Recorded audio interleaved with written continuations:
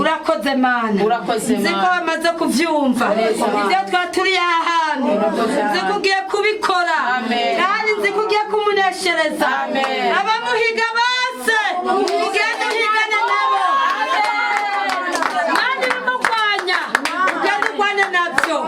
ibimuburanya ugende uburane navyo mana ntibikamushikeho umurinde ingwara umurinde kugwa no kuvunika umurinde gutsitara abana bibarinde abavukanyi bibarinde imiryango yose akomokamwo mana yizigame urakoze mana urakoze byumvise kandi kubikoze ni mu izina rya Yesu Kristo umukiza wacu.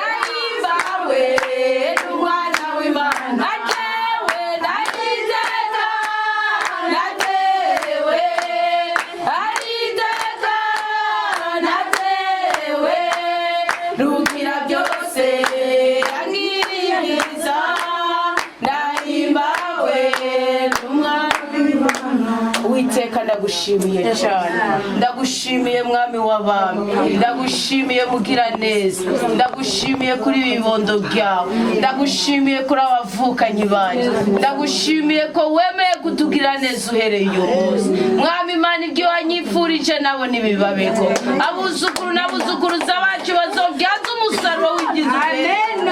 mu izina rya Yesu Kristo turasa umwasi mu izina rya Yesu Kristo turasekugwa no kuvunika mu izina rya Yesu Kristo turasiga isuzuguriro mu izina rya Yesu Kristo turasa ubugwayi mu izina rya Yesu Kristo turasa agacinyizo mu izina rya Yesu Kristo turasa icankiro mu izina rya Yesu Kristo turasa ubutindi turanse guheregwa turasa ubukene turasa ubworo turahamagara amaraso ya Kristo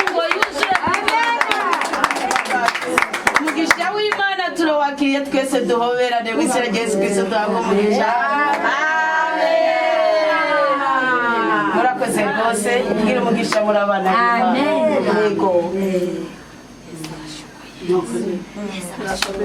Mani baho umugisha, Mani baho umugisha.